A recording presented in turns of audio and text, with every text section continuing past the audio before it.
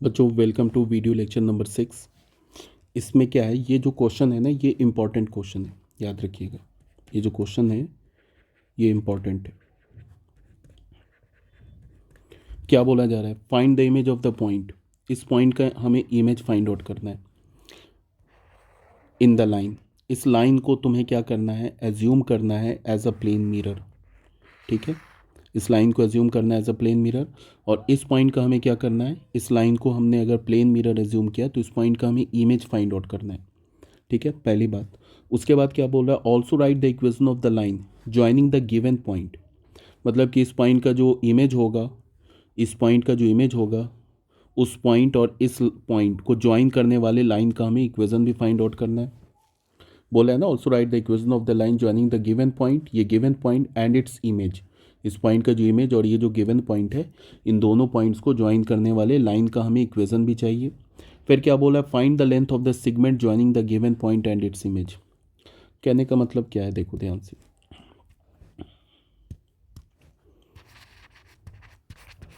मान लो कि हमारे पास ये लाइन गिवन है,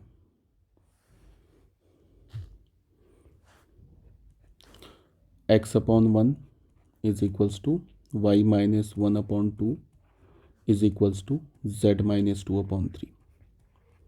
ठीक है, और यहाँ पे हमारे पास ये जो गिवन पॉइंट, मान लो कि ये पॉइंट भी है। इस गिवन पॉइंट का कोऑर्डिनेट क्या है, 1,6,3। हमने क्या किया कि इस लाइन से परपेंडिकुलर ड्रॉ किया। मान लो कि ये पी डैश, ये जो है इस पी पॉइंट का इमेज है। ठीक है, तो इसके कोऑर्डिनेट को हमने कुछ भी मान लिया, अल्फ़ा बीटा गामा मान लिया। तो क्वेश्चन में क्या बोल रहा है, सबसे पहले तो क्वेश्चन में बोल रहा है कि पी डैश का कोऑर्डिनेट फाइंड आउट करो, मतलब अल्फ़ा बीटा गामा निकालो, पहली बात। दूसरी बात कि ये पी डैश, इन दोनों पॉइंट्स को ज्वाइन करने वाला जो लाइन बन रहा है ना, इस लाइन का इक्वेशन भी लिखो, ये दो चीज़। तीसरी बात क्या बोल रहा है कि पी डैश का लेंथ भी लिखो, मतलब पी डैश का लेंथ क्या होगा वो भी फाइंड आउट करो। ठीक है, तो अगर ये जो हमारा लाइन है ये काम कर रहा है एज अ प्लेन मिरर, तो हमें पता है कि डिस्टेंस ऑफ पॉइंट पी और from the line is equals to distance इस पी पॉइंट का इस लाइन पे जो डिस्टेंस है इसको हमने एम मान लिया। तो हमें पता है कि जो पी एम होगा और ये जो एम पी डैश होगा ये आपस में इक्वल होगा। कहने का मतलब है कि M is the mid point of P dash. M क्या हो जाएगा, पी डैश का मिड पॉइंट हो जाएगा।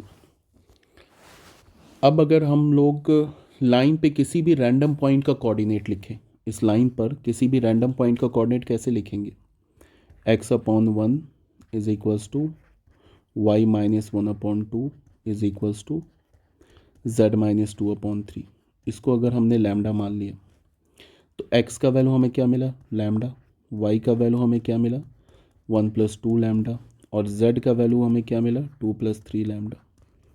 तो m पॉइंट का कोऑर्डिनेट हमने अज्यूम कर लिया कि जो m पॉइंट का कोऑर्डिनेट है वो है लैम्डा, 1+2 लैम्डा और ये 2+3 लैम्डा। ये क्या है, ये क्या है, ये तो position vector of any point on the line.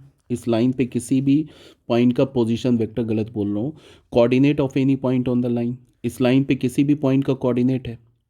तो हमने मान लिया कि ये जो पॉइंट है ना, ये m पॉइंट का कोऑर्डिनेट है। मतलब m पॉइंट के कोऑर्डिनेट को हमने क्या मान लिया, लैम्डा, 1+2 लैम्डा और 2+3 लैम्डा हमने अज्यूम कर लिया। ठीक है, उसके बाद क्या है, सबसे पहली बात क्या हो जाएगा कि ये जो वेक्टर पी एम बन रहा है ना, ये जो हमारे पास जो वेक्टर पी एम बन रहा है, ये वेक्टर पी एम और इस लाइन के जो पैरेलल वेक्टर है, इस लाइन के पैरेलल वेक्टर क्या है हमारे पास, ये अगर हमने लाइन के पैरेलल वेक्टर को हमने बी वेक्टर बोल दिया तो बी वेक्टर क्या हो जाएगा, बी वेक्टर यही होगा ना, i cap +2j cap +3k cap. इस लाइन के जो पैरेलल वेक्टर उसका डायरेक्शन रेशियो क्या है, 1 2 3। तो ये हमारा बी वेक्टर बन गया। तो ये जो पी एम वेक्टर है, पी एम वेक्टर लिख लो या एम पी वेक्टर लिख लो, ये क्या होगा, इस वेक्टर पे परपेंडिकुलर होगा। तो इसका मतलब कि पी एम वेक्टर और बी वेक्टर का जो डॉट प्रोडक्ट होगा वो ज़ीरो होगा। तो सबसे पहले मैं पी एम वेक्टर लिखता हूँ। पी एम वेक्टर होगा क्या, ये होगा लैम्डा -1 i कैप, ऐसे ही लिखते हैं। प्लस क्या होगा 1 + 2 लैम्डा माइनस 6 जे कैप प्लस 2 + 3 लैम्डा माइनस 3 के कैप। ये हमारा क्या हो गया, पीएम वेक्टर हो गया। मतलब ये लैम्डा माइनस 1 आई कैप प्लस क्या होगा 2 लैम्डा माइनस 5 जे कैप और ये क्या हो जाएगा 3 लैम्डा माइनस 1 के कैप। ये हमारा क्या बन गया, ये हमारा पीएम वेक्टर मिल गया।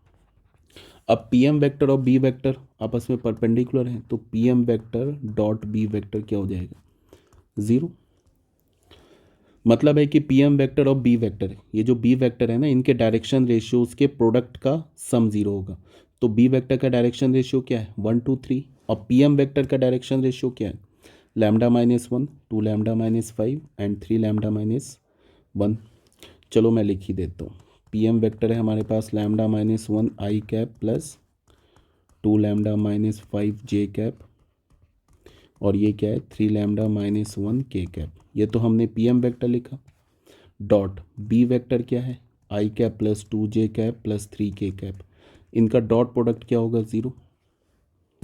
तो यहाँ से हमें क्या मिलेगा lambda minus 1 plus 2 lambda minus 5 को किससे मल्टीप्लाई करेंगे 2 से, फिर ये 3 लैम्डा माइनस 1 को किससे मल्टीप्लाई करेंगे 3 से, ये 0 हो जाएगा।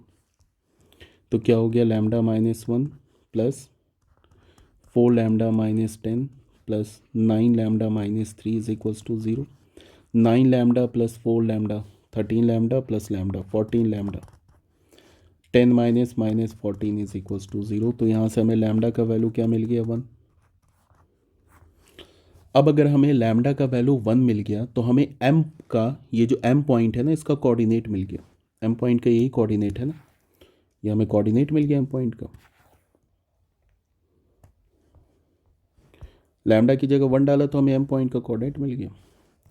तो पॉइंट एम का कोऑर्डिनेट क्या होगा, लैम्डा की जगह 1 डाल दो तो क्या होगा 1 1 + 2 × 1 2 + 3 × 1। तो ये क्या हो गया 1 2 + 1 3 3 + 2 5। ये एम पॉइंट का कोऑर्डिनेट मिल गया। मतलब ये एम पॉइंट का कोऑर्डिनेट क्या हो गया 1 3 5। ये जो एम पॉइंट है इसका कोऑर्डिनेट हो गया 1 3 5। अगेन एम जो है वो क्या है मिड पॉइंट है ना, M is the mid point of P P dash. तो पी पी डैश पे फॉर्मूला लगा दो मिड पॉइंट का, क्या होगा ऐसे ही लिखेंगे ना 1 + α/2, ये 1 के इक्वल होगा। तो यहाँ से अल्फ़ा का वैल्यू क्या होगा 2 - 1 1। तो अल्फ़ा का वैल्यू हमें मिल गया 1। फिर क्या होगा बताओ बीटा + 6/2, ये किसके इक्वल होगा 3 के। तो यहाँ से बीटा का वैल्यू हमें क्या मिल गया 0। फिर क्या होगा 3 + γ/2, ये किसके इक्वल होगा 10 के। तो गामा का वैल्यू क्या मिल गया 7। तो मिल गया हमें पी डैश पॉइंट का कोऑर्डिनेट। क्या मिल गया अल्फ़ा बीटा गामा था ना, तो ये क्या हो जाएगा अल्फ़ा का वैल्यू मिला 1, बीटा का वैल्यू मिला 0 और गामा का वैल्यू मिल गया 7। तो 1 0 7 ये हमें क्या मिल गया, ये हमें पी डैश पॉइंट का कोऑर्डिनेट मिल गया। अब क्या बोल रहा है, अब ये बोल रहा है कि पहले तो बोल रहा है कि पी डैश का लेंथ निकालो। तो पी पॉइंट का कोऑर्डिनेट क्या मिला हमें, पी पॉइंट का तो कोऑर्डिनेट गिवन था 165 एंड पी डैश का कोऑर्डिनेट हमने क्या निकाला 107 107। एक तो बोल रहा है कि पी डैश निकालो, तो पी डैश कैसे निकालेंगे, डिस्टेंस फॉर्मूला लगा देंगे 1 - 1 whole square plus 6 - 0 whole square plus 5 - 7 whole square. तो ये क्या हो जाएगा बताओ, ये तो हो गया 0, ये हो गया 36 + 4, ये क्या हो जाएगा √40 √40 यूनिट्स। एक तो ये बात हो गई। दूसरा क्या बोल रहा है कि ये पी डैश लाइन का इक्वेशन भी लिखो, ये जो पी डैश है ना इस लाइन का इक्वेशन भी लिखो। तो ये भी बहुत आसान से, पी पॉइंट का कोऑर्डिनेट गिवन है, पी डैश पॉइंट का कोऑर्डिनेट गिवन है, तो 2 पॉइंट का कोऑर्डिनेट गिवन होता है तो लाइन की इक्वेशन क्या होती है, ऐसी ही होती है ना x - x1 / x2 - x1 is equals to y - y1 / y2 - y1। और यही होता है ना z - z1 / z2 - z1। ये तो होता है कार्टेशियन फॉर्म में। वेक्टर फॉर्म में क्या होता है A vector plus lambda B vector minus A vector. Equation तो याद होना चाहिए, अगर इक्वेज़न नहीं याद है तब तो मुश्किल हो जाएगा। अब यहाँ पे इक्वेज़न बोल रहा है लिखने के लिए, तो x माइनस, इसको हम लोग मान लेते हैं x1 y1 और z1, किसी को भी x1 y1 z1 मान लो, किसी को भी x2 y2 z2 मान लो, एग्जैक्टली कोई फ़र्क नहीं पड़ता है। तो क्या हो जाएगा, x minus x minus one upon x2 minus x1, तो 1 माइनस वन। 1 माइनस वन का मतलब क्या हो गया, अभी बता रहे। फिर y minus y1 upon x2 y2 minus y1, 0 minus 6। फिर z minus z1, 5 upon 7 minus 5। तो लाइन का इक्वेशन क्या हो गया, x minus one upon 0 is equals to y minus 6 upon minus 6, और ये हो गया z माइनस 5 अपॉन 2। इसका ये नहीं मतलब है कि हम 0 से डिवाइड कर रहे हैं, ये होता क्या है, ये क्या होता है, लाइन के जो पैरेलल वेक्टर है ना उसका डायरेक्शन रेशियो। तो लाइन के जो पैरेलल वेक्टर है उसका डायरेक्शन रेशियो क्या है, 0 माइनस 6 एंड 2। तो अगर लाइन के पैरेलल वेक्टर को हम लोग बी वेक्टर बोलेंगे तो बी वेक्टर क्या बन जाएगा, माइनस 6 जे कैप प्लस 2 के कैप, ये बन जाएगा। तो यही हो गया, यही बोल रहा था निकालने के लिए, हमने कर लिया फाइंड आउट। ये इंपॉर्टेंट क्वेश्चन है इस टाइप का ना, ये इमेज वाला जो क्वेश्चन है ये अक्सर एग्जाम में पूछते हैं, तो इंपॉर्टेंट क्वेश्चन है। बच्चों नेक्स्ट टॉपिक में आ जाओ। नेक्स्ट टॉपिक हमारा है shortest distance between to straight line. अब देखो इसमें क्या है कि अगर हमारे पास कोई भी दो लाइन, अगर कोई दो लाइन सेम प्लेन पर हो, बात को सुनो ध्यान से, अगर हमारे पास कोई भी दो लाइन हो जो कि सेम प्लेन पर हो, अगर ये दोनों लाइंस नॉन पैरेलल है तब तो गारंटी है दोनों लाइन आपस में क्या करेगा, इंटरसेक्ट करेगा। अगर हमारे पास कोई भी दो लाइन है और दोनों लाइन सेम प्लेन पर है और दोनों लाइन अगर नॉन पैरेलल है तो इंटरसेक्ट करेगा, ठीक है, किसी पॉइंट पर इंटरसेक्ट करेगा अगर सेम प्लेन पर है तो, ठीक है। और लाइन अगर पैरेलल होगा तो फिर इंटरसेक्ट नहीं करेगा। बट स्पेस में कुछ ऐसे भी लाइन होते हैं जो कि ना ही पैरेलल होते हैं और ना ही इंटरसेक्टिंग होते हैं, उसे हम क्या बोलते हैं, स्क्यू लाइंस बोलते हैं। जैसे मान लो कि हमारे पास एक ऐसे प्लेन दे रखा है, ये हमारे पास एक प्लेन हो गया, एक प्लेन ऐसे हो गया, ये दो प्लेन हो गया।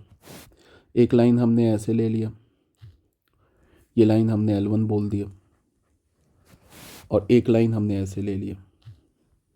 ये जो दोनों लाइंस है ना दो डिफरेंट प्लेन पर है, और ये दोनों लाइन के आपस में नॉन पैरेलल लाइन है। क्यों नॉन पैरेलल लाइन है, बिकॉज इन दोनों लाइन के जो बीच का डिस्टेंस है ना वो वैरी कर रहा है। पैरेलल लाइन किसे बोलती है, अगर दो लाइंस पैरेलल होगा तो उनके बीच का डिस्टेंस क्या होगा, सेम होगा। तो इन दोनों लाइंस के बीच का जो डिस्टेंस है वो वैरी कर रहा है, तो इसे हम क्या बोलेंगे, L1 and L2 are two different non parallel lines, और ये दोनों कभी भी इंटरसेक्ट भी नहीं करेगा, ठीक है। तो ऐसे लाइन जो कि नीदर पैरेलल हो नॉर इंटरसेक्टिंग हो उसे हम क्या बोलते, स्क्यू लाइंस बोलते।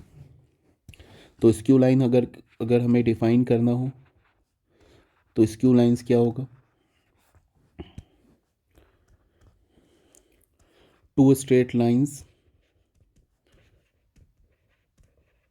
in a space which are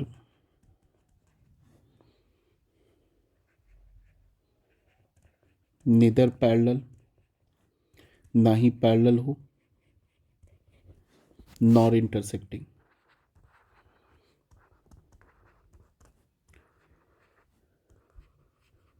nor intersecting are called skew lines, are called skew lines. उसे हम क्या बोलते हैं, स्क्यू लाइंस बोलते हैं। अब लाइन ऑफ शॉर्टेस्ट डिस्टेंस क्या होता है, लाइन ऑफ शॉर्टेस्ट डिस्टेंस बोलने का मतलब ये है कि अगर हमारे पास कोई दो स्क्यू लाइंस है, लाइन ऑफ शॉर्टेस्ट डिस्टेंस बोलने का क्या मतलब है, ये देख लो, हमारे पास एक ये लाइन L1 है, ठीक है, और एक दूसरा प्लेन हमारे पास ऐसे करके है, ये प्लेन हमारा मान लो लाइन L2 है। तो अगर ये दोनों लाइन स्क्यू लाइन है तो होगा क्या कि एक ऐसा लाइन सेगमेंट एग्जिस्ट करेगा जो कि लाइन L1 पे भी परपेंडिकुलर होगा, वो यूनिक होगा, और लाइन L2 पे भी परपेंडिकुलर होगा। ये देखने में लग नहीं रहा है बट ये है परपेंडिकुलर। ये जो लाइन है ना यूनिक होगा, मतलब कि ये जो एक पॉइंट P एग्जिस्ट करेगा लाइन L1 पे और एक पॉइंट Q एग्जिस्ट करेगा लाइन L2 पे। क्या मैंने बोला कि अगर लाइन L1 और लाइन L2 ये दो स्क्यू लाइंस हैं तो लाइन L1 और लाइन L2 पर एक ऐसे पॉइंट एग्जिस्ट करेंगे जिसको हम ज्वाइन करेंगे ना, तो ये जो PQ लाइन सेगमेंट है ये L1 पे भी परपेंडिकुलर होगा एंड L2 पे भी परपेंडिकुलर होगा और ये यूनिक होगा।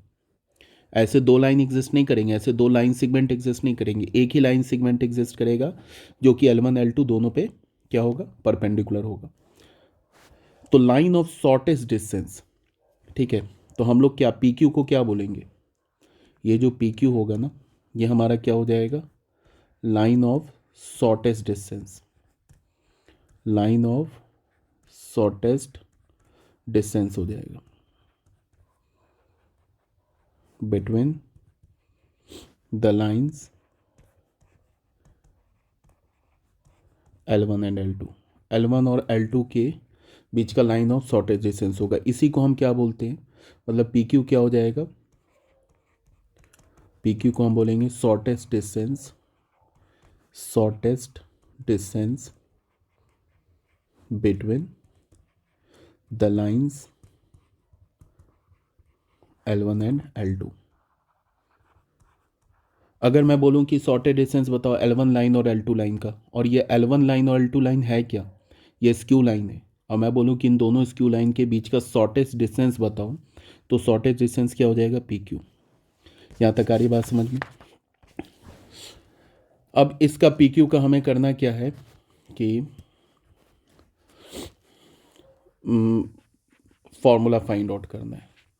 तो हमारा नेक्स्ट टॉपिक क्या होगा, shortest distance, shortest distance between two skew lines,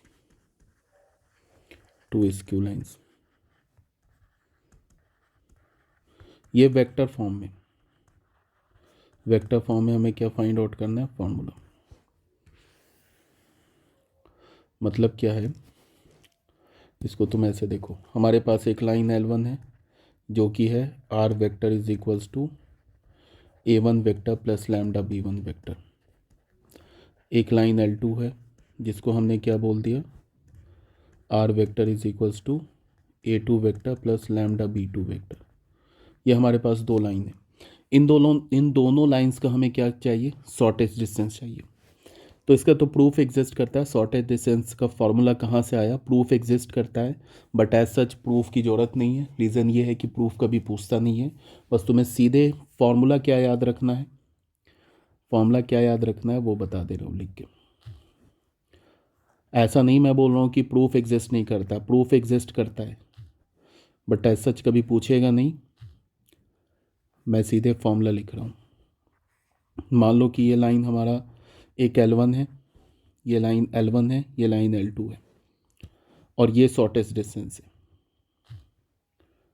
shortest distance बोलने का मतलब ये दोनों परपेंडिकुलर है। तो PQ हमारा क्या हो जाएगा, PQ हमारा शॉर्टेस्ट डिस्टेंस हो जाएगा। तो PQ को हम कैसे लिखेंगे, मतलब PQ हमारा हो जाएगा शॉर्टेस्ट डिस्टेंस।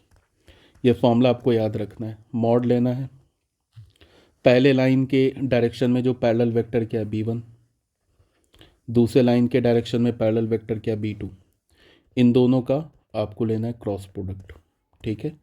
फिर डॉट, फिर क्या लेना है तुम्हें, दूसरे लाइन का जो फिक्स पॉइंट है उसका पोजीशन वेक्टर क्या है, A2 minus A1 upon B1 cross B2। ये है शॉर्टेस्ट डिस्टेंस। अब यहाँ पे ये A2 माइनस A1 है ना, इसको तुम A1 माइनस A2 भी लिख सकते हो, एग्जैक्टली कोई फर्क नहीं पड़ेगा। A2 माइनस A1 लिखोगे तो क्या हो जाएगा, यहाँ पे ये हो जाएगा ना B1, एक माइनस बाहर आ जाएगा, B1 cross B2 dot A1 vector minus A2 vector, ऐसे लिख लो, upon magnitude of B1 cross B2। अब ये माइनस तो मॉड के अंदर ख़त्म हो जाएगा, तो फिर यहाँ पे ये आ जाएगा B1 cross B2 dot A1 minus A2 upon magnitude of B1 vector cross B2 vector. ये हमारा शॉर्टेस्ट डिस्टेंस होता है। फॉर्मूला आपको याद रखना है। मैंने क्या बोला कि इसका प्रूफ एग्जिस्ट करता है, बट प्रूफ थोड़ा कॉम्प्लिकेटेड भी है, लेंथी भी है, तो टाइम वेस्ट ना करते हुए, कभी प्रूफ आता नहीं है तो आपको सिंपल क्या याद रखना है कि अगर दो स्क्यू लाइंस गिवन है तो उनके बीच का जो शॉर्टेस्ट डिस्टेंस होगा वो ऐसे होगा। यह फॉर्मूला रट्टा मारना है, मतलब याद रखना है। फॉर्मूला याद कैसे रखोगे? पहले लाइन के डायरेक्शन में जो वेक्टर है पैरेलल वेक्टर है B1, और दूसरे लाइन के डायरेक्शन में जो पैरेलल वेक्टर है B2, इनका क्रॉस प्रोडक्ट लेना है, बीच में डॉट। फिर क्या हो जाएगा? पहले लाइन पे जो फिक्स पॉइंट का जो पोजीशन वेक्टर है वो माइनस दूसरे लाइन पे जो फिक्स पॉइंट का पोजीशन वेक्टर है ये A1 minus A2 upon magnitude of B1 cross B2। ये फॉर्मूला याद रखना है। अब कुछ कंडीशन क्या है वो देख लेते हैं।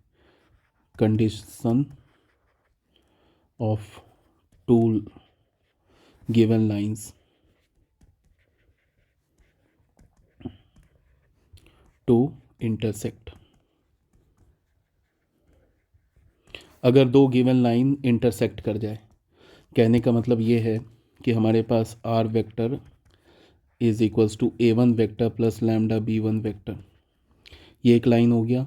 और दूसरा क्या है? R is equals to A2 plus lambda B2।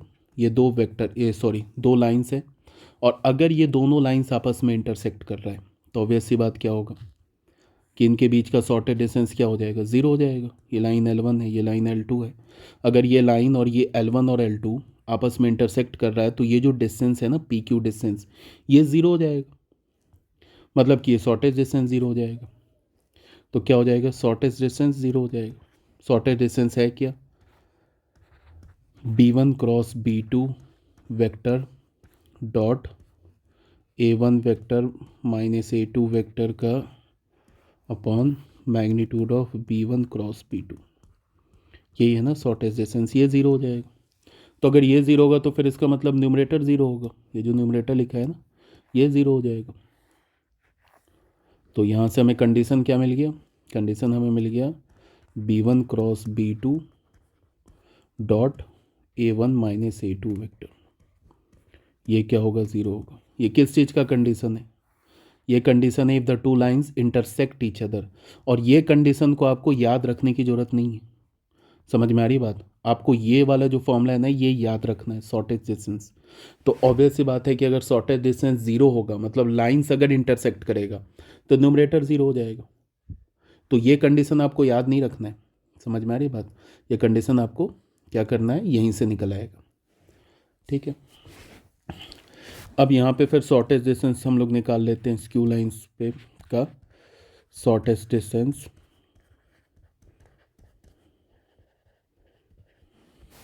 Between two skew lines, two skew lines. अब ये कार्टेशियन फॉर्म में,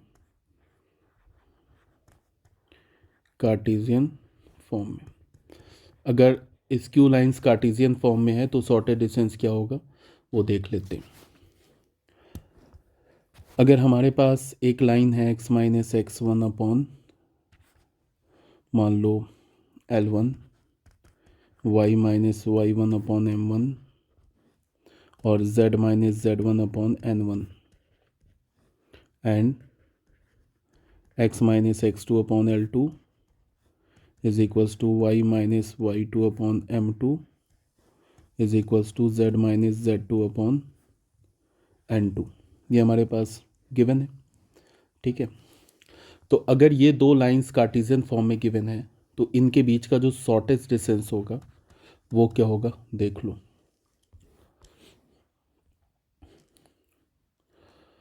एक तो पहले आप ये डिटर्मिनेंट लगाएंगे। डिटर्मिनेंट लगाने के बाद क्या लिखेंगे? x2 minus x1, x2 minus x1, y2 minus y1 और z2 minus z1, L1 M1 N1, L2 M2 N2। Determinant बंद और डिस्टेंस है तो पॉजिटिव होगा। तो यहाँ पे मॉड अपॉन रूट अंडर। देखो कैसे याद रखोगे, L1 को M2 के साथ क्रॉस करोगे तो यहाँ पे क्या हो जाएगा, ये हो जाएगा L1 M2 minus L2 M1 का होल स्क्वायर। फिर प्लस, फिर क्या करोगे M1 N2 M2 N1, तो ये क्या हो जाएगा M1 N2 minus M2 N1 का होल स्क्वायर। फिर प्लस, फिर यहाँ से आ जाओगे L1 N2, क्या हो जाएगा L1 N2 minus L2 N1 का होल स्क्वायर। ये स्क्वायर रूट में, ये सॉर्टेड डिस्टेंस है। अब न्यूमरेटर में तो मॉड लगा दिया है तो न्यूमरेटर तो पॉजिटिव होगा और डिनोमिनेटर तो पॉजिटिव स्क्वायर रूट है तो ये तो पॉजिटिव होगा ही, तो ऑन द होल ये पूरा पॉजिटिव होगा। तो ये शॉर्टेस्ट डिस्टेंस है। समझ में आ रही बात। अब अगर इसमें हमने बोला condition for two lines to intersect, अगर हमने बोला कि हमारे पास ये लाइन दे रखा है x minus x1 upon L1, y minus y1 upon M1 और z minus z1 upon N1 and ये x minus x2 upon L2, y minus y2 upon M2 और ये दे रखा है z minus z2 upon N2। ये line हमारा L1 है और ये लाइन हमारा L2 है। अगर ये दोनों लाइन इंटरसेक्ट कर रहा है तो बीच का शॉर्टेस्ट डिस्टेंस क्या हो जाएगा, ज़ीरो हो जाएगा। और शॉर्टेस्ट डिस्टेंस है क्या भाई, यही है ना शॉर्टेस्ट डिस्टेंस, ये ज़ीरो हो जाएगा। यही है शॉर्टेस्ट डिस्टेंस।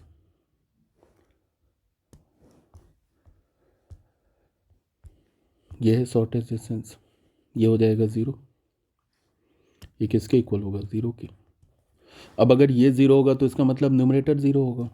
न्यूमरेटर में क्या है, ये मॉड है, डिटर्मिनेंट है ना x2 minus x1, y2 minus y1 और z2 माइनस z1।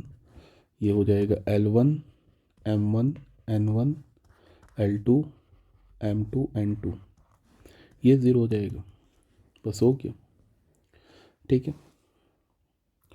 अब बच्चों होता क्या है कि स्क्यू लाइन जो होता है वो कभी भी इंटरसेक्ट नहीं करता है। याद रखिएगा कि स्क्यू लाइन कभी भी इंटरसेक्ट नहीं करता है, पहली बात। और दूसरी बात कि दोनों नॉन पैरेलल लाइंस भी होते हैं, ठीक है। स्क्यू लाइन नॉन पैरेलल्स भी होते हैं और कभी भी इंटरसेक्ट नहीं करते। बट दो स्क्यू लाइंस दो पैरेलल प्लेन पर एग्जिस्ट कर सकता है। अगर मान लो कि हमने एक प्लेन बनाया ये और दूसरा प्लेन ये बनाया, और अगर ये दोनों पैरेलल प्लेन है, समझ में आ रही बात। दो स्क्यू लाइन क्या होता है, कभी भी ना ही इंटरसेक्ट करेगा ना ही पैरेलल होगा। बट दो स्क्यू लाइन पैरेलल प्लेन्स पर एग्जिस्ट कर सकता है, इसको याद रखिएगा। मान लो इसको हमने प्लेन पाई 1 बोल दिया, इसको हमने प्लेन पाई 2 बोल दिया। अब क्या हमारे पास एक स्क्यू लाइन ऐसे है, सपोज्ड ये L1 है, एक स्क्यू लाइन हमारे पास ये L2 है। ये दोनों जो लाइन है ना ही पैरेलल है और ना ही इंटरसेक्टिंग है, ठीक है। तो ये दोनों लाइन क्या हो जाएगा, स्क्यू लाइन। बट ये दोनों प्लेन पैरेलल है, ये पाई 1 प्लेन एंड पाई 2 प्लेन जो है ना, ये दोनों पैरेलल प्लेन्स हैं। तो अगर तुम्हें बोला जाए कि इस स्क्यू लाइन के बीच का शॉर्टेस्ट डिस्टेंस निकालो, स्क्यू लाइन के बीच का शॉर्टेस्ट डिस्टेंस निकालो, ये जो बता रहा हूँ इंपॉर्टेंट है क्योंकि ये क्वेश्चन में एज अ कंसेप्ट यूज आएगा, ठीक है। अगर बोला जाए कि इस दो लाइंस के बीच का शॉर्टेस्ट डिस्टेंस निकालो, एक तो तुम फॉर्मूला यूज़ कर सकते हो, दूसरा क्या कर सकते हो कि इस लाइन L1 पर कोई भी एक पॉइंट उठा लो, लाइन L1 पे या L2 पे कोई भी एक पॉइंट उठा लो। मान लो हमने L1 पे उठा लिया P पॉइंट। अब इस P पॉइंट का डिस्टेंस इस पाई 2 प्लेन से निकाल लो, ठीक है। तो यहाँ से क्या करोगे, परपेंडिकुलर ड्रॉ करोगे यहाँ पे प्लेन पर। तो यहाँ पे अगर हमने परपेंडिकुलर ड्रॉ किया तो इस P पॉइंट का डिस्टेंस सिर्फ तुम्हें करना क्या, पाई 2 प्लेन से निकालना है। तो इस P पॉइंट का जो, सॉरी हमने ये पॉइंट कहाँ उठाया, लाइन पे। अब इस P पॉइंट का डिस्टेंस इस पाई 2 प्लेन से निकाल लो। तो जो डिस्टेंस मान लो M है, इसको कट किया M पर, तो PM क्या हो जाएगा यहाँ पे, PM बच्चे हो जाएगा शॉर्टेस्ट डिस्टेंस हो जाएगा, शॉर्टेस्ट डिस्टेंस हो जाएगा।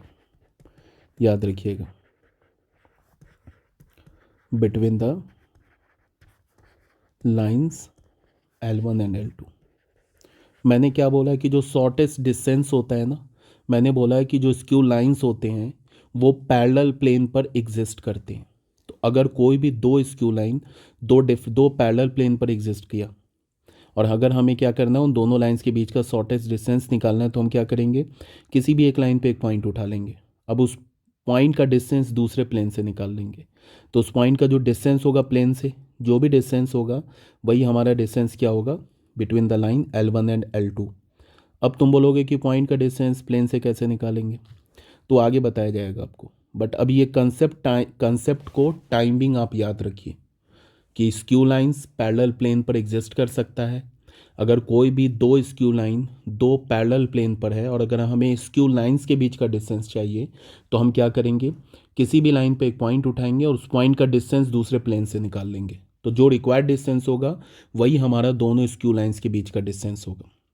अब पॉइंट का डिस्टेंस प्लेन से कैसे निकालेंगे वो आपको बताया जाएगा। ठीक है, ओके।